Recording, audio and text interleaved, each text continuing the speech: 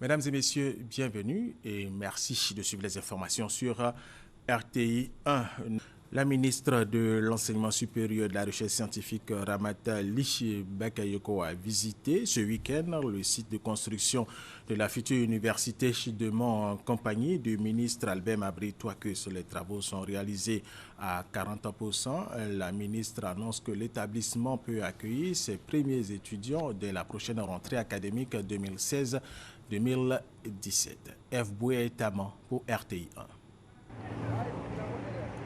Site de construction de l'Université de Mans, la ministre de l'Enseignement supérieur et de la Recherche scientifique, Bakayoko Ly Ramata, en compagnie de son homologue Albert Touakus Mabry, ministre des Affaires étrangères et fils de la région, effectue une visite des lieux. Ils sont à l'intérieur d'un amphithéâtre en finition de 530 places.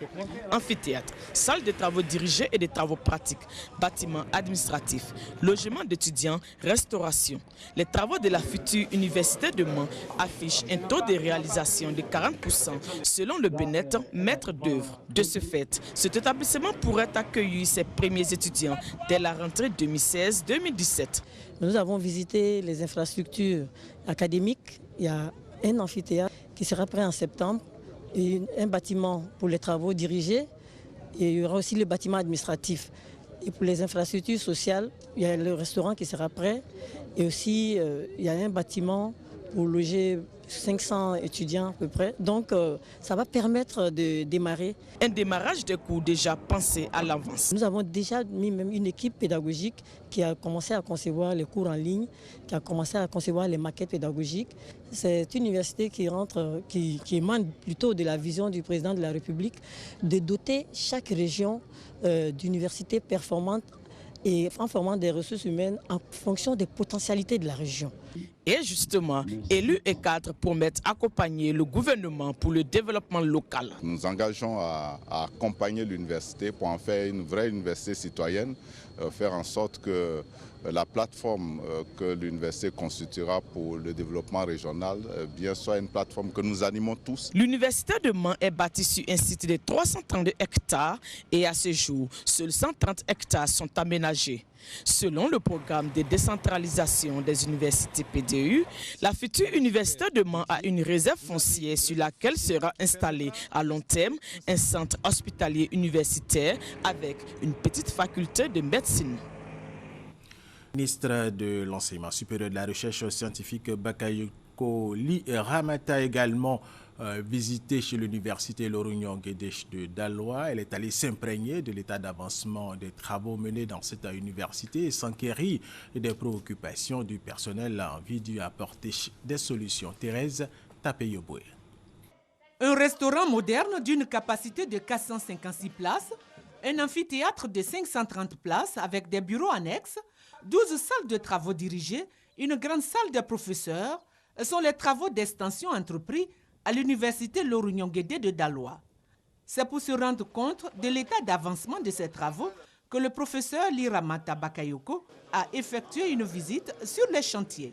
Ce chantier s'inscrit dans le grand programme du président de la République, son Excellence M. Alassane Ouattara, pour qui la recherche, la formation et l'innovation doivent accompagner l'émergence de la Côte d'Ivoire à l'horizon 2020.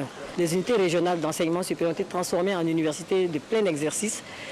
Et ensuite, il y a la construction de nouvelles universités. Et vous avez aussi l'université virtuelle pour l'enseignement à distance.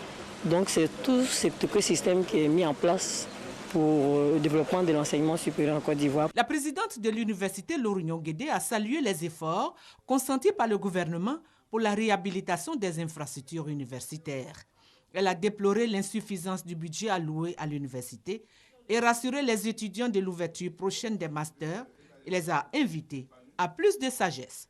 Madame la ministre, avec laquelle nous avons échangé, nous a rassuré que nous pouvons ouvrir les masters. Je voudrais donc les rassurer. Ce n'est pas la peine de casser les infrastructures que le gouvernement de l'État de Côte d'Ivoire a bien voulu mettre à la disposition des étudiants de Jean-Laurent Guédé. Je les encourage à les entretenir et à ne pas les casser.